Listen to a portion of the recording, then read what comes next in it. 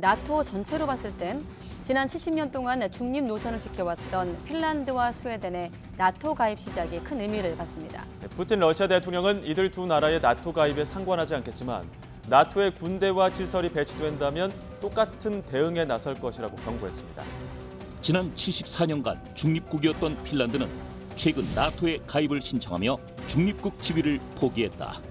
우크라이나 전쟁 이후 러시아와 대립각을 세우는 핀란드는 지난 역사에서도 그 악연을 확인할 수 있는데 1940년 겨울전쟁에서 패배한 직후 핀란드는 나치 독일과 손잡고 소련을 침공해 계속전쟁이 일어난다. 계속전쟁 당시 핀란드의 전략은 무엇이었고 이후 어떤 결과를 불러오게 되었나? 뉴스멘터리 전쟁과 사람에서는 끝나지 않은 소련과 핀란드 계속전쟁에 대해 자세히 알아본다. 전쟁 없는 세상을 꿈꾸기에 전쟁을 연구합니다. 안녕하세요. 뉴스멘터리 전쟁과 사람 허준입니다. 안녕하세요. 강민채입니다. 1939년 소련과 핀란드의 겨울 전쟁이 있었습니다. 물론 젖잘싸라고 표현하죠. 잘 싸웠지만 결국 소련의 압도적인 무력 앞에 핀란드는 무릎을 꿇고 말았었습니다. 네, 당시 핀란드는 소련의 대부분의 요구 조건을 수용한 모스크바 평화조약을 체결하면서 전쟁이 끝났었는데요. 저희 유전사에서도 다뤘었습니다. 근데 핀란드의 전쟁은 끝나지 않았었습니다. 오늘 핀란드와 소련의 제2차 전쟁에 대해서 얘기를 나눠볼 텐데요. 먼저 고한빈 학예사님, 윤상용 연구원님 모셔보겠습니다. 안녕하세요. 안녕하세요.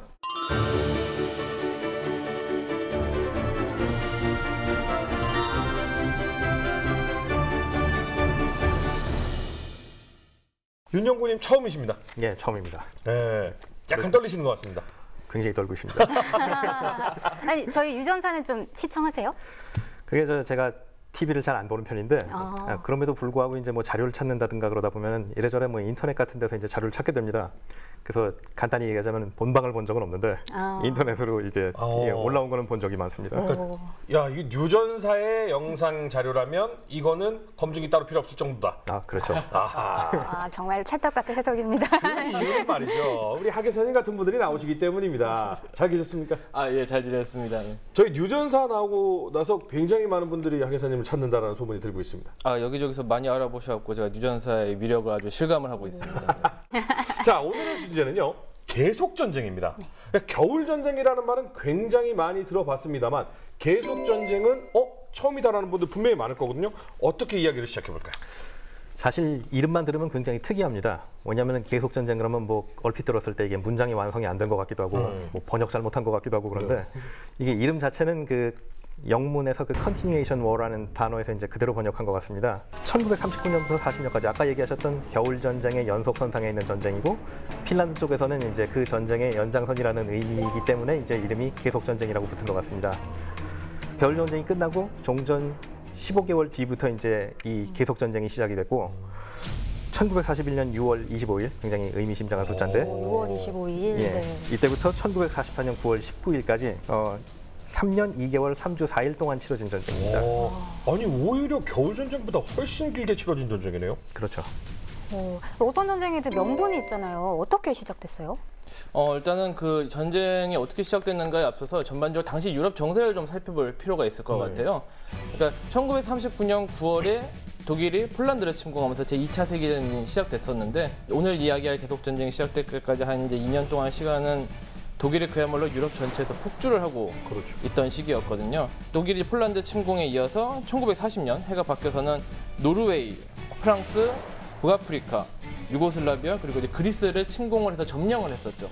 그리고 나아가서는 영국을 공격하기 위해서 영국이 실제로 뭐 상륙을 한다지는 못했지만 공중전이 아주 치열하게 벌어졌었죠. 정말 그 당시에는 유례가 없는 치열한 공중전이 벌어졌었는데 영국과의 공중전이 1940년 중간에 이제 그만 좌절이 되고 말죠.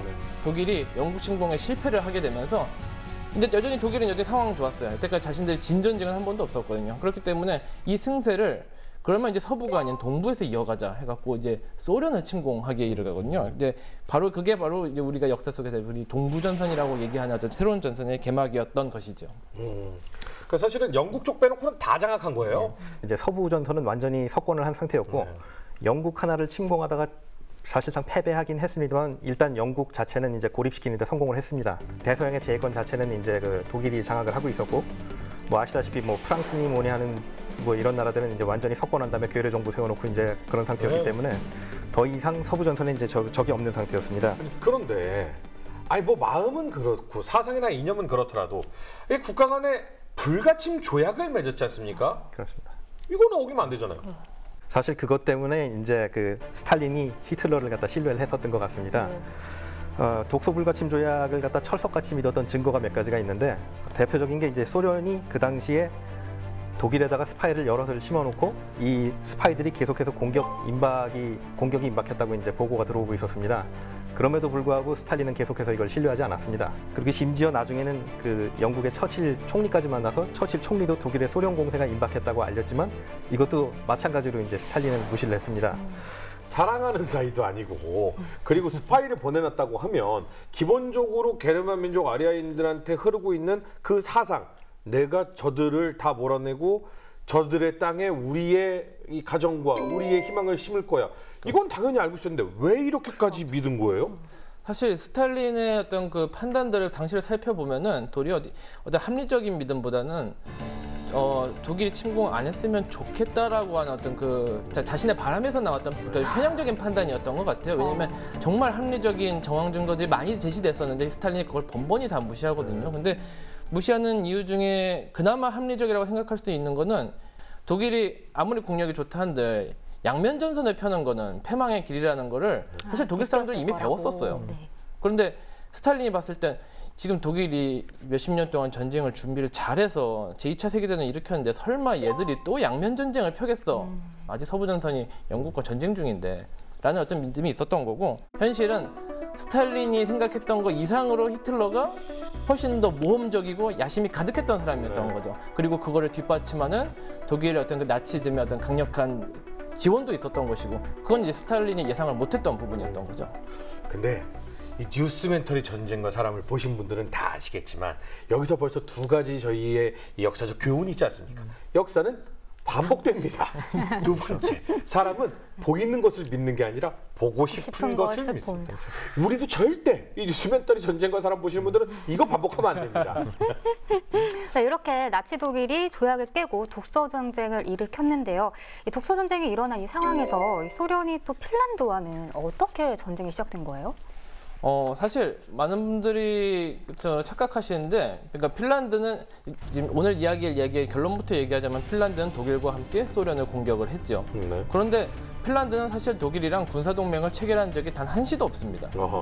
그래서 이게 많은 사람들이 착각하시는 부분인데, 둘은 공식적인 군사동맹을 체결한 적이 없었어요. 그러니까 추축국 동맹이 아니라 그냥 공격했는데 같은 방향으로 공격한 거다. 그러니까 아주 헐거운 그 협조 관계만 있었던 거죠. 법적으로는 사실 둘은 구속력이 전혀 없었습니다. 그러니까 사실은 참 표현도 애매한데 이게 공동 전쟁국 정도이지 동맹국이나 이런 지위는 절대 아니었고요. 그래서 1940년에 이미 겨울 전쟁을 겪었고, 이미 그 당시에 핀란드의 국토의 10% 정도를 소련한테 내준 상태였고, 그리고 소련군은 여전히 핀란드 국경에 가득했습니다. 일단 1940년 초부터 어떤 소련에 대한 맞불로서 독일과의 관계를 개선시키려고 핀란드가 상당히 많이 노력을 하죠. 그런데 독일이 사실 처음엔 잘 협조하지 않습니다. 왜냐하면 독소 불가침 조약을 맺었는데, 그렇죠. 서로 이해권을 이해해줬는데 독일이 핀란드랑 우호 관계를 공식적으로 맺으면 사실 독일이 스스로가 그 약속 관계를 파기하게 된 거죠. 그렇죠. 양 원수와 동시에 뭔가 관계를 한다는 건 서로에게 굉장히 불편한 일이죠. 그렇죠. 이거는 소련을 크게 자극할 수 있는 일이기 때문에 사실 독일도 처음엔 상당히 피합니다.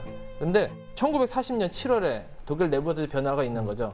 독일이 이제 비로소 소련 침공을 기획하기 시작하는 거예요. 히틀러의 지시로 독일 군부에서 이제 기획을 지시하게 하고, 그 과정에서 독일 군부가 그러면 핀란드가 되게 유용한 어떤 자원이 될 수 있겠다고 생각을 해서 독일 군부 차원에서 핀란드에게 접촉을 하기 시작을 합니다. 그러니까 핀란드의 이해관계와 독일의 이해관계가 1940년 중반부터 맞아떨어지기 시작하는 거죠. 그 대가로서 이제 이를테면 독일이 소련한테 양해를 그 당시 뭐 해줍니다. 그러니까 핀란드 영내로 독일 군 일부가 들어와서 통행하는 걸 허락해주고, 그 대가로 핀란드가 독일제 무기를 이제 구입하는 어떤 그 계기를 열어줍니다. 그러니까 이제 약하긴 하지만 서로 협력 관계가 처음 열리기 시작합니다. 군사 통로를 열어줬다는 건 진짜로 약간은 손잡은 느낌이 있죠. 사실 그렇죠. 스탈린도 그 동부전선이 열릴 거라는 첩보를 많이 받았다는데 다 무시했다고 그랬잖아요. 네. 사실 그 정황 중에 하나도 이거였어요. 핀란드 독일군이 돌아다니기 시작한다는 거. 정말 위험한 징후였는데 소련도 뒤늦게 알고서도 끝내 무시했었죠. 그리고 이제 1941년 초에 바르바로스 작전, 그러니까 독일의 소련 침공 작전이 어느 정도 이제 그림이 그려지니까 독일 군부가 핀란드 군부한테 그 계획들을 일부 브리핑도 해줍니다. 독일을 초청해갖고 핀란드군 고위 그 군인들한테 우리 이런 식으로 공격할 거다라는 계획의 개요를 알려줘요. 그러니까 핀란드군은 1941년 6월 이 동부전선이 열릴 거를 알고 있었어요. 독일의 의도도 어느 정도 알고 있었어요. 다만 중요한 건 독일군이 끝까지 숨겨서 날짜를 몰랐고요. 핀란드한테 자신들의 정보를 인지시켰을 뿐이에요. 그러니까 사실 군사 동맹 관계가 아니었기 때문에 그랬던 것이고 그런 신라 같은 계획에 한 단초를 열었을 뿐이지 사실 독일과 핀란드가 잘 기획해갖고 함께 전쟁을 한 건 아니었거든요. 근데 뉘앙스를 풍겼네요. 그러니까 우리가 저기 레닌그라드 쪽하고 모스크바 쪽하고 이렇게 갈 거야. 근데 언제 갈지. 알아서 해. 이렇게 해놓은 거잖아요. 지금. 딱 그 정도 느낌이었습니다. 네네. 그러면 핀란드도 사실은 이 내부에서 아니 우리 독일인들 때문에 우리가 얼마나 힘들었는데 저들과 손을 잡습니까? 이런 것도 있지 않았을까 싶은데 핀란드의 속내는 어땠어요? 사실 핀란드 쪽에서는 약간 또 계산이 달랐던 것 같습니다. 독일이 먼저 개전을 했고 그다음에 이제 소련이 엉뚱하게 핀란드까지 포함해서 보복을 하면서 이제 말려 들어갔는데 그럼에도 불구하고 핀란드는 기다렸다는 듯이 같이 이제 공세로 전환을 합니다. 그 가장 큰 이유는 아무래도 이제 겨울 전쟁 때 상실했던 영토를 회복하고 싶다는 의지도 있었던 것 같고 두 번째는 이제 그 핀란드와 소련 사이의 영토를 갖다 이제 일종의 완충 지역으로 확보하고 싶다는 생각이 있었던 것 같습니다. 그래서 가장 중요한 거는 이제 당시 대통령이던 리스토 류티 같은 경우에는 대핀란드주의를 주장하던 분이고 그다음에 총사령관이던 만네르하임 원수 같은 경우는 그 완충지대로 동카렐리아까지는 분명 우리가 가져야 된다는 생각을 갖고 있던 분입니다. 그렇기 때문에 아무래도 핀란드군이 공세로 전환한 데는 이 두 사람의 의지가 또 녹아들어 있지 않았을까 그렇게 생각이 됩니다. 떡 본 김에 제사 지낸다라는 말이 있지 않습니까? 뭐 기왕 쳤으니 들어가자 이런 상황인 거죠? 아 그렇죠. 혹시 이걸로 소련을 완전히 몰락시키거나 어쩌면 지금 러시아 동부에서 소련의 힘을 못 미치게 할 정도까지만 만들어도 핀란드의 어떤 그 국채가 보존된다고 믿었거든요. 그러니까 이때를 기회를 틈타서 지난 전쟁에서 뺏겼던 땅 빼앗고 우리가 그럼 소련 땅으로 좀 더 진출해서 우리 민족의 고토를 회복하고 좀 더 대소련의 어떤 안정적인 방어선을 더 확보하자. 그러니까 본토까지 쳐들어갈 생각은 없고 첫 번째 실제 회복하자. 둘째 그럼 소련 영토 내 우리 새로운 어떤 영역을 한번 그어보자 해갖고 들어갔던 게 이제 그 계속 전쟁의 가장 큰 의도였던 거죠. 자, 근데 전 걱정되는 게 하나 있습니다. 핀란드군이 잘 싸웠는데도 불구하고 소련군에게 항복을 한 거는 아예 무기가 압도적인 차이였었거든요. 맞아.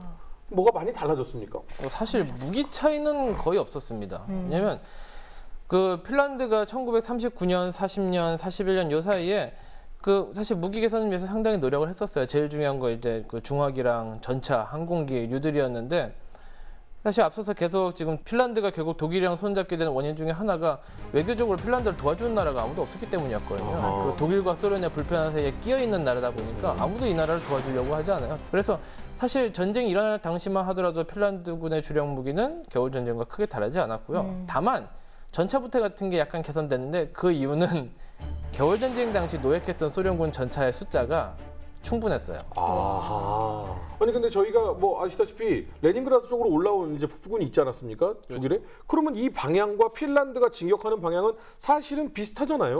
그렇죠. 그러니까 뭐 물론 거리는 떨어져 있습니다만 그러면 일부 협력 관계도 있었나요? 아 당연히 있었죠.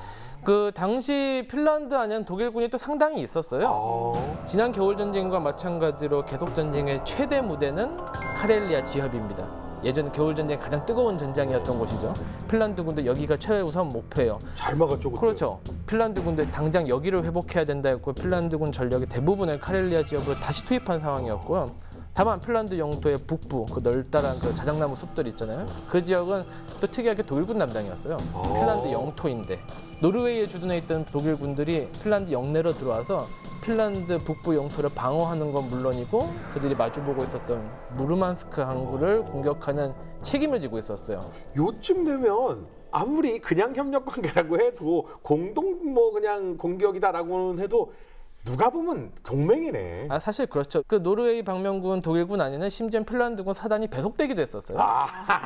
그러니까 핀란드군 일부가 상황에 맞춰서 독일군의 지휘를 받기도 했던 거고요. 결국 손잡은 이들이 향한 곳은 소련이죠.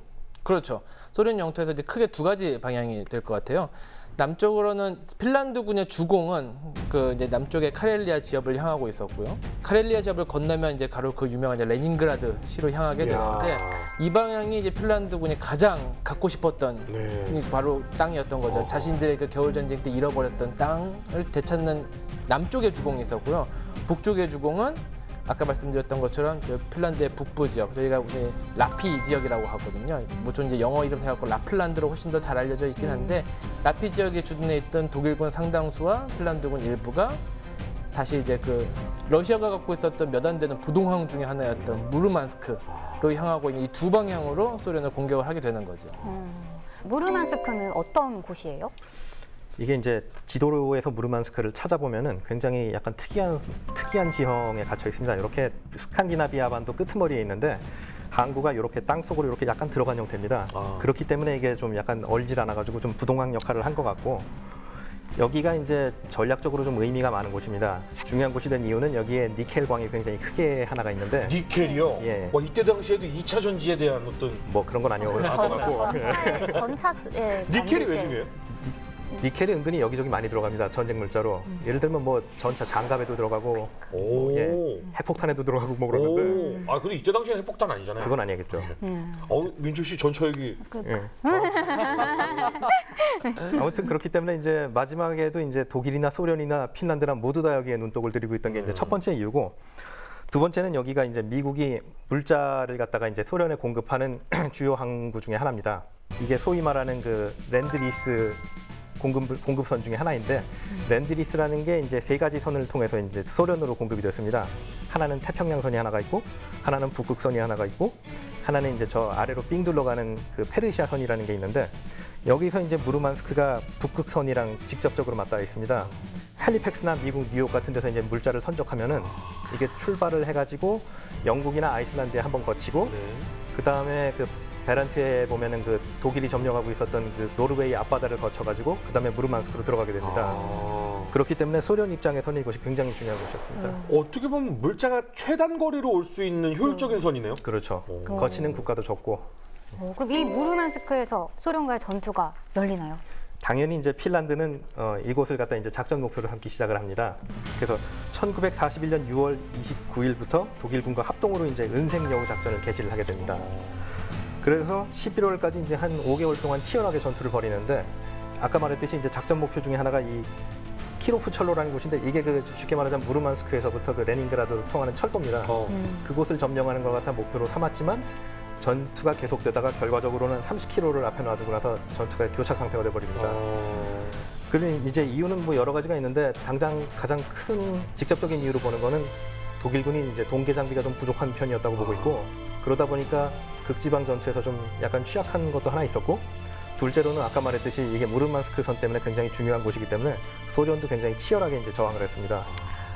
결과적으로 무르만스크는 그 외곽까지 독일군이랑 핀란드군이 세도하는 데 성공했지만은 전쟁 기간 내내 무르만스크에 그들이 발을 디딘 적은 한 번도 없었거든요. 그러니까 사실 전략적으로 작전은 완전히 실패한 거였고요. 근데 무르만스크 작전에서 핀란드군이 실패한 게 핀란드가 당시에 겪고 있던 그 외교적 상황을 잘 반영하고 있기도 하거든요.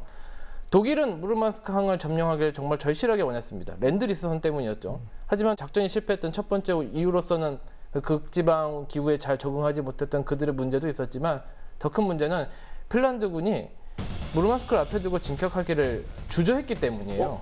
그러니까 정말 작전 목표를 달성하기 앞서서 핀란드가 자세를 웅크렸는데, 그 이유가 핀란드는 아까도 말씀드렸지만 독일과 동맹 관계가 아니었기 때문에 독일과 함께 소련을 공격했어도 연합국이랑 수교 관계가 아직도 연결돼 있었어요.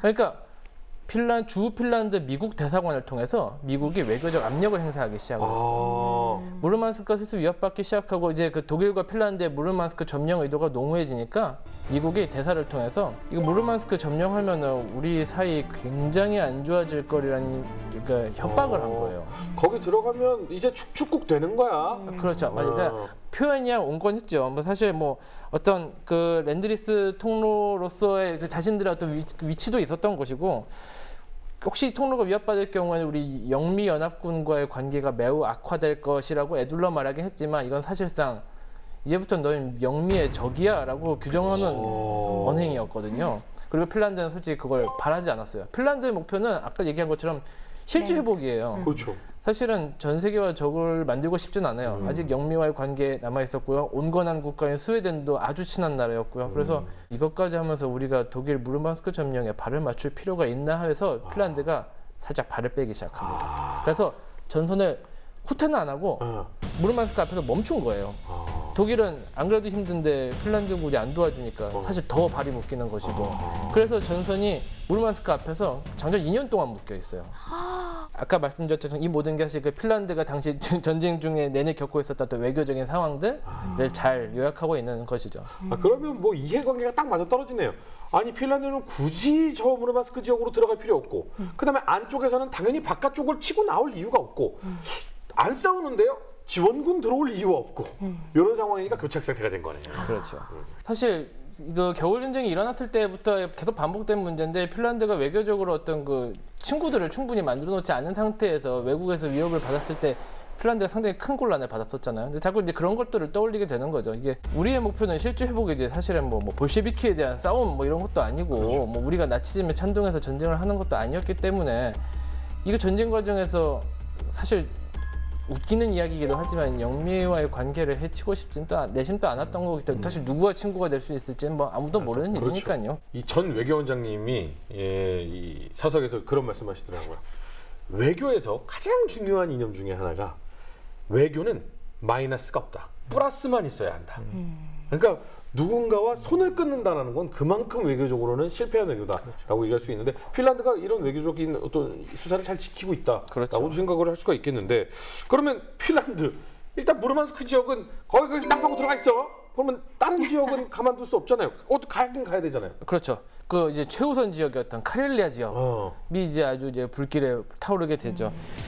일단 카렐리아 지역을 핀란드군이 성공적으로 돌파를 합니다. 왜냐면 거기 주변에 이때 소련군이 잘 준비가 안 돼 있었던 것도 있고, 핀란드 사람들이 정말 벼르고 있었던 전쟁이었기 때문에 그 전쟁이 시작되자마자, 그러니까 독일이 동부전선의 편지 일주일 뒤에 핀란드군이 자신들도 그 과거 겨울 전쟁으로 그어졌던 새로운 국경을 넘어서 소련 영내로 들어가기 시작했고, 엄밀히 말하면 자신들이 옛 영토죠. 들어가기 시작했고, 카렐리아 지역을 빠르게 회복을 합니다. 그리고 나아가서는 전쟁은 시작됐고, 그 독일군의 승세는 유리하니 이제 소련 영내로 전거 확대를 바로 시도를 하게 되는 거죠. 그리고 이제 그 겨울 전쟁의 발발 명분이기도 했었던 바로 이제 소련의 어떤 그 아픈 곳 레닌그라드를 향해 이제 핀란드군이 접근을 하기 시작하는 거죠. 지역으로 그 레닌그라드가 상당히 좁은 땅으로 이렇게 막혀 있는데, 북쪽에서는 핀란드군이, 남쪽에서는 독일의 북부 집단군이 레닌그라드를 이렇게 포위하는 형식으로 들어가게 되는데, 독일 바르바로사 작전의 제1 목표 중에 하나가 바로 레닌그라드였어요. 워낙 상징성이 높은 도시이기도 했었고요. 레닌그라드가 그 과거 제정 러시아의 수도이기도 했었고, 또 러시아 문화의 어떤 산실 같은 곳이기도 했었거니와, 그러니까 여러 가지 상징성이 상당히 높았고, 또 잘 생각해본 이름도 그렇죠. 레닌이잖아요. 레닌이 들어갔으면은 이게 그렇죠. 중심이라고 봐야죠. 그렇죠. 이게 이 상징성도 대단했고, 그 산업 기반도 훌륭했기 때문에 핀란드랑 독일이 함께 이렇게 남북에서 협착해 들어간 형식으로 레닌그라드를 이제 공략을 하게 되는 거죠. 레닌그라드 하면 이 독일군이 포위에서 끔찍한 포위전이 벌어졌던 전투로 그렇죠. 기억을 하지만, 핀란드군이 이 포위에 함께했어? 라는 것도 사실은 좀 생소한데요.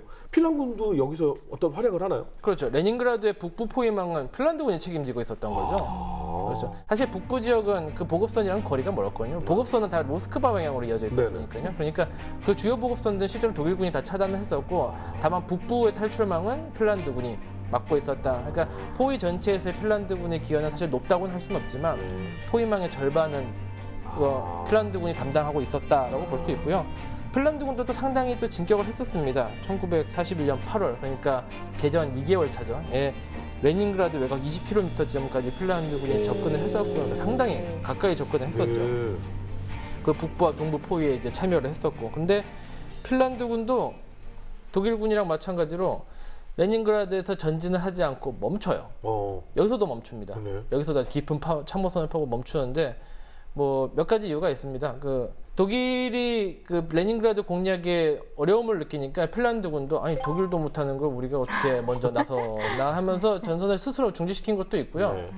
핀란드군도 우리가 전국 확대를 어디까지 해야 되지라는 걸 어떤 그 스스로의 의구심도 있었던 거예요. 외교적으로든 정치적으로든 새로운 상징이 되는 거거든요. 근데 핀란드군 그렇게까지 아쉬움은 없었어요. 그러니까 독일군도 포위선 쳤으니 우리도 포위선을 친다. 그러니까 우리는 그냥 그대로 있겠다라는 거였고, 사실 독일군도 거기에 불만이 많았답니다. 그래서 싸우려고 온 거야? 그렇죠. 레닌그라드 점령은 지금 시급한데 핀란드가 지금 우리한테 협조해줄 생각이 크게 없어 보여서 실제로 이 당시에 바로 9월에 당시에 이제 독일군 총참모장이었던 이제 알프레드 요델 원수가 그 핀란드로 직접 갑니다. 핀란드군의 그 레닌그라드 공략을 독려하려고 당시 대통령이었던 류티도 만나고 만네르하임도 만나요. 그러니까 공격 좀 같이 좀 해달라 제발. 그래서 직접 그 총참모장에 가서 설득을 하는데도 류티 대통령이 그 면전에서 아주 단호하게 거절을 해요. 그리고 사실 거절한 이유가 사실 단순했습니다. 우리 이거 참전 목표는 실주 회복이다. 소련 정부의 몰락 아니거든. 굳이 여기까지 들어갈 이유 없고 우리는 그 실주 회복을 거의 다 했어요. 그러니 더 이상의 우리가 피를 흘릴 이유가 없다고 해갖고 그 공세에 참여를 거절을 해요. 여기서 우리 참호파고 들어앉겠다는 거죠. 자, 그런데요. 이 이후에 사실은 전쟁이 거듭되면서 초반에는 독일이 공세를 이어갔지만 이 이후에는 우리가 모두 알고 있지 않습니까? 독일이 이제 압박을 당하기 시작하고 소련은 엄청난 힘을 자랑하기 시작합니다. 핀란드 입장에서는 어이쿠 우리 어떡하지? 이런 상황 아닙니까? 사실 핀란드가 무르만스크와 레닌그라드 앞에서 전선을 멈추고 장장 2년을 그냥 그 자리에 있었어요. 그렇죠? 1942년부터 1944년까지. 그리고 그 2년 사이에 다른 동부 전선에서는 정말 많은 일들이 있었죠. 아마 이 유전서를 보시는 분들이라면 이미 그 내용들 상당히 많이 아실 것 같은데 소련군이 독일군을 이제 거꾸로 몰아치면서 유럽으로 들어가는 어떤 그런 역전점이 1942년, 43년에 마련이 되죠. 그러니까 동부전선은 무너지기 시작합니다. 그리고 그 무너지는 파도가 레닌그라드까지 다다른 게 이제 바로 1944년 중반쯤 되는 것이죠. 그러니까 장장 2년 동안의 그 안정됐지만 불편한 전선이 소련군의 반격으로 이제 흐트러지기 시작하는 거예요.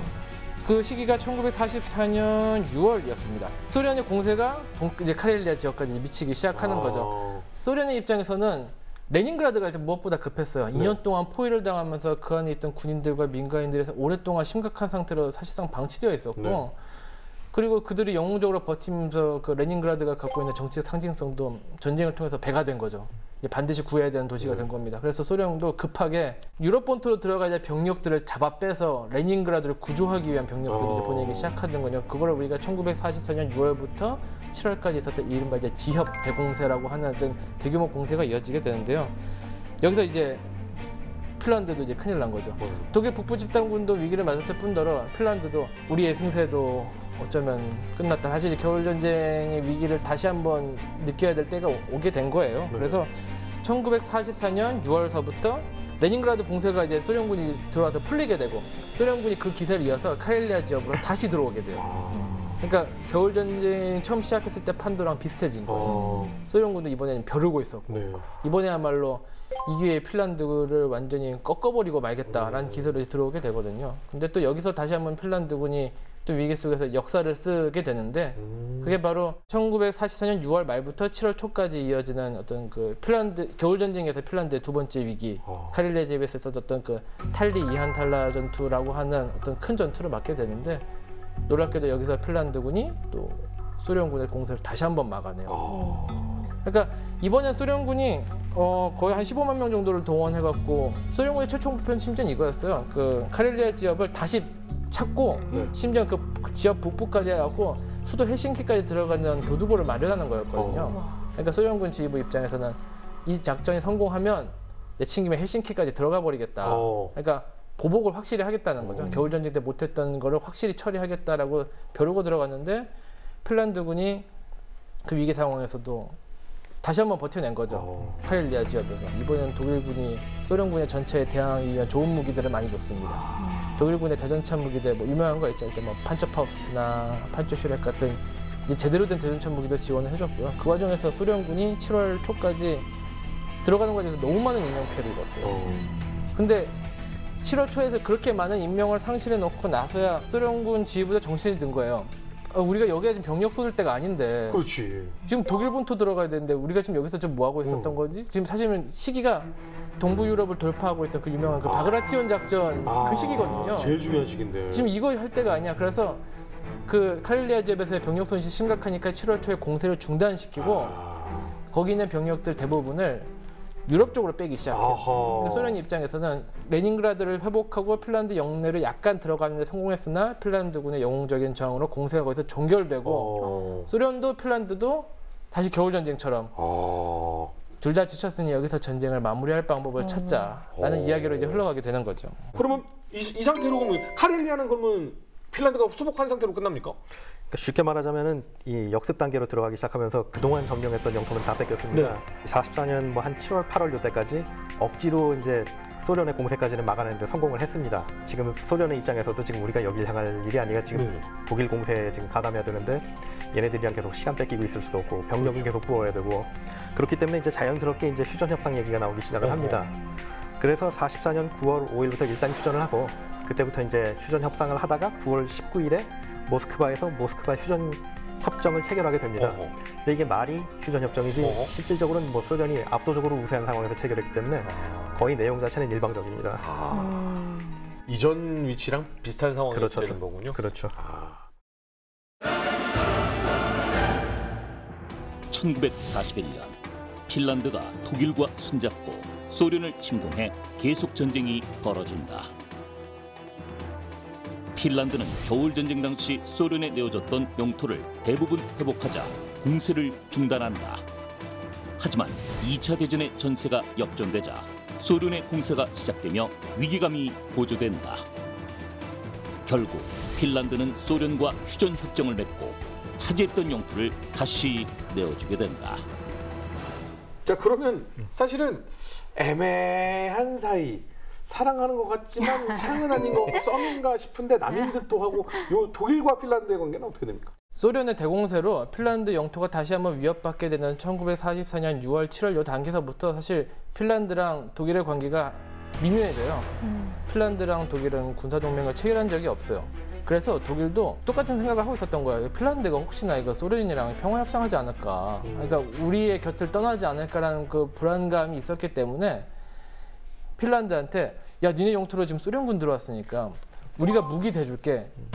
당시에 무기 상당히 많이 대줬어요. 그 대전차 로켓포 많이 대줬고요. 심지어는 당시에 독일군이 운영하고 있던 3호 돌격포가 핀란드에 들어와갖고 아주 큰 활약을 하거든요. 그러니까 본격적인 기갑 장비를 포함한 제대로 된 무기를 대줄 테니까 대신에 독일이랑 협의 없이 소련과 단독 강화를 하지 않는다는 약속을 해줘라 라고 독일이 요구를 하거든요.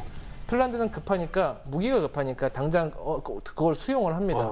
근데 여기서 중요한 게 그 독일과 협의한다라는 그 협약을 문서가 아니라 당시 대통령이었던 류티의 개인 서한을 통해서 했어요.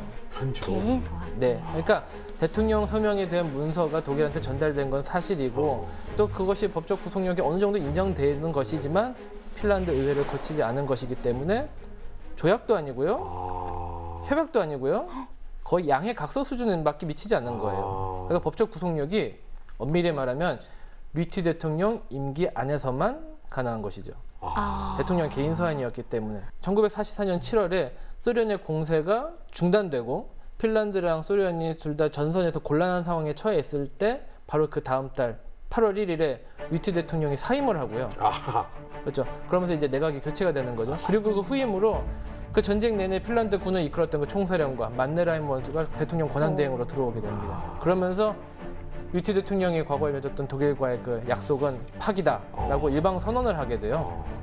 파기하고 우린 소련이랑 평화협정 체결하겠다라고 선언을 하게 되는데 이게 핀란드 정부의 큰 그림이었는지는 아직도 잘은 모르겠습니다. 이게 류티 대통령과 만네르하임의 의도였는지는 잘 모르겠는데 결론적으로는 류티 대통령이 편지 한 장으로 독일을 당시 무마시켰고 결과적으로는 핀란드를 평화로 이끌었다는 점에서는 핀란드가 제법 머리를 잘 썼다고도 또 얘기할 수 있겠죠. 이거는 뭐 무조건 기획한 것 같은데. 네, 결국 핀란드가 자국의 실리를 위해서 이렇게 필사적인 외교전에 돌입을 했는데요. 아무래도 핀란드에게 좀 불리했을 것 같은데 모스크바 협정의 내용은 구체적으로 어떤가요? 사실상 이름만 저 휴전 협정이지 실질적으로는 핀란드가 일방적으로 패하는 상황에서 체결됐기 때문에 내용 자체는 일방적입니다. 그래서 이제 9월 19일에 체결한 내용을 보면은 예를 들어 핀란드 내에 있던 독일군을 전부 축출하고 그냥 축출하는 게 아니라 다 무장 해제를 시키라는 내용이 들어가 있었고, 두 번째는 이제 아까 처음에 얘기했던 페차모라는 지역을 갖다가 완전히 소련에게 할양을 당했습니다. 그 다음에 포르크 칼라반도에는 소련군이 주둔을 하면서 10년간 임대를 하도록 했고, 그 다음에 이제 가장 핵심은 이제 배상금까지 부과가 돼가지고 미화로 한 3억 달러, 지금 가치로 치면 한 58억 달러니까 7조 6천억 원 정도를 부과받습니다. 허허. 거기다가 이제 마지막으로는 이제 명분에 가까운 부분인데 전쟁 책임 일부를 갖다 인정하라고 해서 인정을 했고, 그다음에 소련의 동맹국이었다는 사실도 인정하도록 좀 강요를 받았습니다. 패자의 말은 없습니다. 승자의 말만 남아있게 돼 있는데, 그런데 문제가 되는 것은 사실 독일군이 핀란드에 꽤 많이 주둔했단 말이죠. 그렇죠. 그리고 그 무기 수준이나 무기를 전달한 것도 독일군이었을 테니 야 니네 무장 해제해, 손 들어. 손 안 들면 어떡해요? 그러니까 이제 손을 안 들더라도 할 수 없이 할 거는 다 해야죠 뭐. 독일군한테 야 니들 나가 손 들고 다 항복해. 그럼 다 항복하나요? 여기서부터 새롭게 이제 또 다시 전쟁이 시작된 게 아까 말한 라플란드 전쟁입니다. 이번에는 엉뚱하게 이제 독일과 핀란드가 싸우게 되는 형태인데, 독일 핀란드 전쟁이 시작돼요? 예, 그래서 쉽게 얘기하자면 어제 친구가 이제 오늘에는 적이 되는 뭐 그런 상황이 돼 버립니다. 그래서 사실 독일도 어차피 퇴각하던 상황이었고, 뭐 핀란드도 뭐 그렇게 뭐 박하게 대할 생각은 없었기 때문에 초반에는 그렇게 문제가 없었던 것 같은데, 독일을 퇴거시키는 과정에서 이제 충돌을 할 수밖에 없었고, 그다음에 가장 중요한 게 아까 말했던 그 페차모라는 그 장소가 문제가 됩니다. 독일이 다른 곳은 다 뭐 그냥 물러나면 되는데 거기는 그 아까 말한 니켈광 때문에 그냥 손을 놓기가 싫다는 입장이었어가지고 결과적으로 이곳에서 이제 충돌을 하게 되고, 그러다 보니까 이제 결과적으로 그것이 이제 전쟁으로 비화가 된 것 같습니다. 근데 사실 그 지역은 소련한테 나중에 할애하기로 이제 양해각서 쓴 평화조약 쓴 거잖아요. 예. 그냥 그래 있으려면 있어. 근데 소련 나중에 들어올 텐데 하고 빠져도 될 텐데 어찌됐든 이제 소련과의 그 협정이 있으니까 내보내야 되는 상황인데, 그럼 전쟁은 어떤 방향으로 흘러갑니까? 그래서 이제 아까 말했듯이 이제 갑자기 엉뚱하게 이번에는 둘이 우방이었던 사이끼리 이제 싸우게 되는 형태가 됐는데, 최초의 독일군 자체는 뭐 별로 말썽을 안 일으키고 인접 그 점령지였던 노르웨이로 이제 조용히 퇴각을 시작을 했습니다. 근데 이제 갑자기 이제 문제가 되기 시작한 게 9월 28일에 소련이 아니 저걸 왜 그냥 내보내냐, 무장해제를 시켜야지. 그러니까 쉽게 얘기하자면은 내가 이겨가지고 쫓아내는 건데 저게 지발로 나가게 그냥 놔두면 되냐, 뭔가 망신을 줘야지. 약간 그런 입장이 돼가지고 이제 첫 번째로 충돌이 시작이 됐습니다. 그러다가 이제 페차모 같은 데서는 이제 독일이 저항세로 돌아서기 시작하면서 이제 완전히 두 나라가 이제 격돌하는 상황이 됐고, 심지어 이제 이 상황에서는 소련이 거꾸로 이제 항공 전력을 동원해가지고 이제 핀란드군을 지원하게 됐습니다.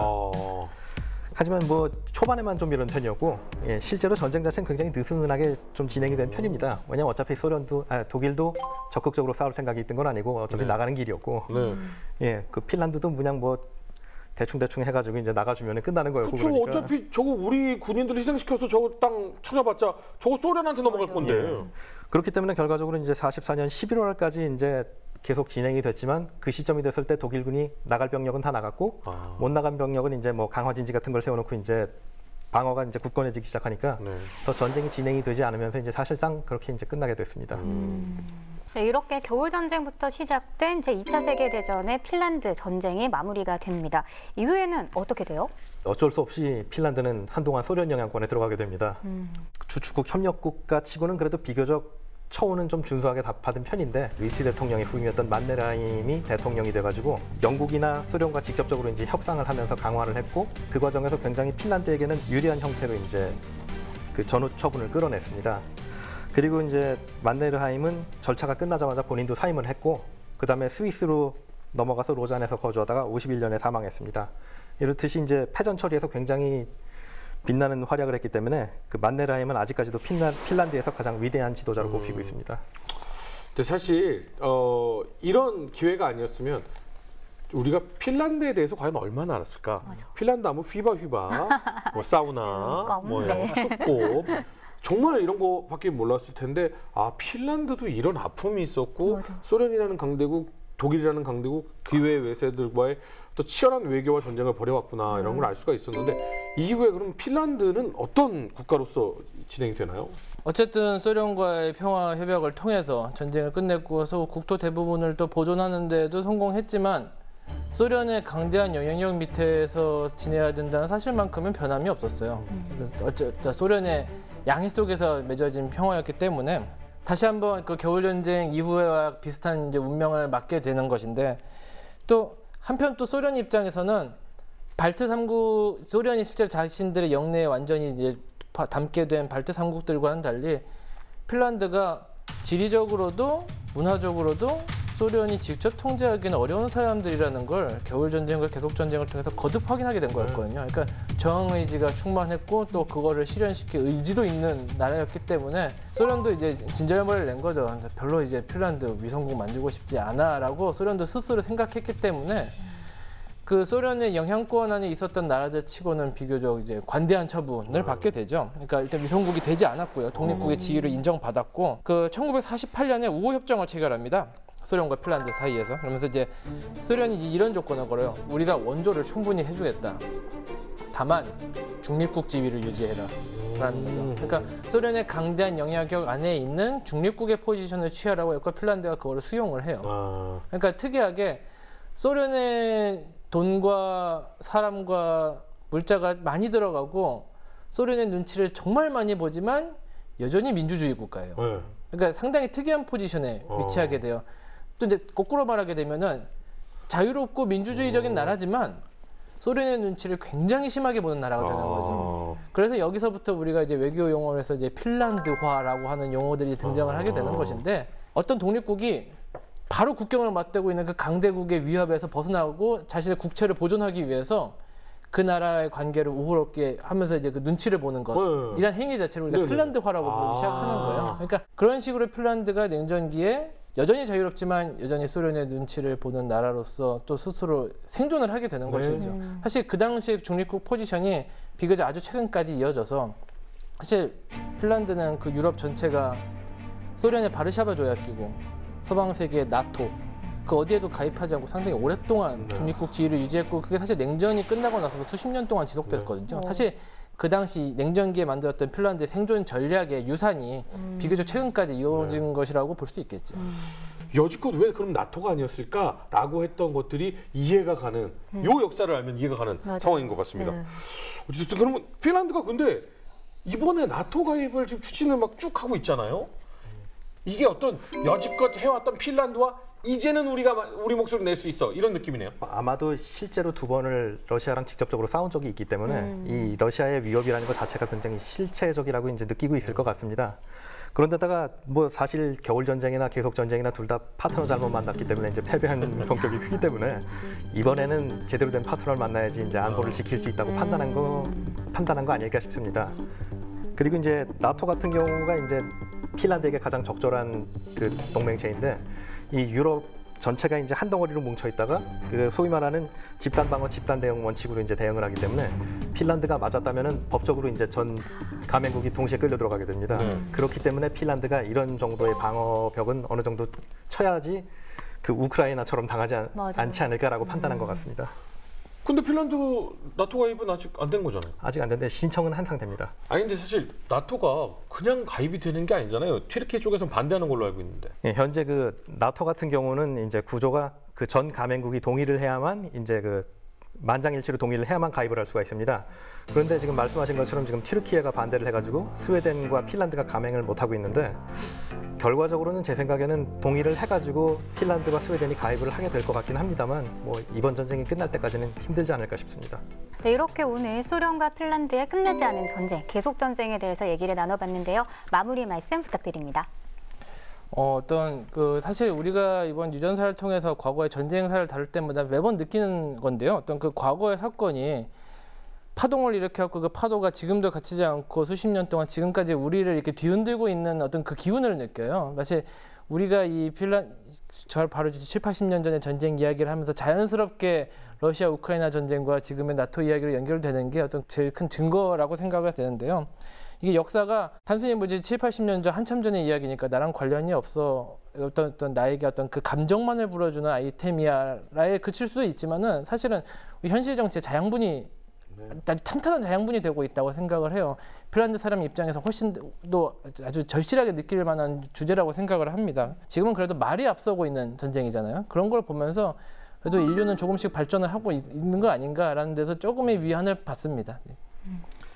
사실 핀란드 계속 전쟁 자체는 핀란드한테 이제 패배로 끝나긴 했습니다만 그래도 불구하고 이제 제가 볼 땐 높이 평가해야 될 사실은 이제 강대한 적을 바로 앞에 두고 그거에 이제 물러서지 않고 그래도 어떻게든 영토를 지키려고 끝까지 노력을 했고 또 이제 비록 한번 패배를 했지만 그래도 다시 그걸 회복해 보겠다고 노력을 했던 그 노력 자체가 중요하지 않을까 이제 그런 생각이 듭니다.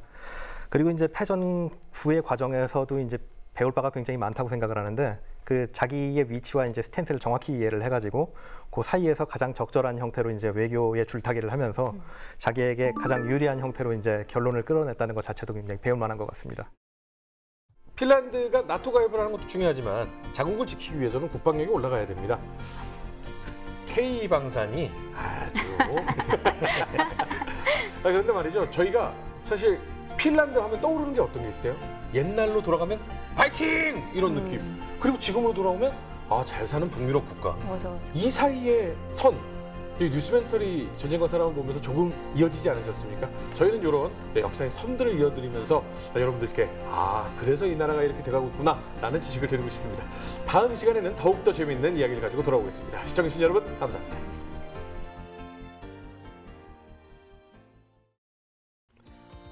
뉴전사를 시청해주셔서 감사드립니다.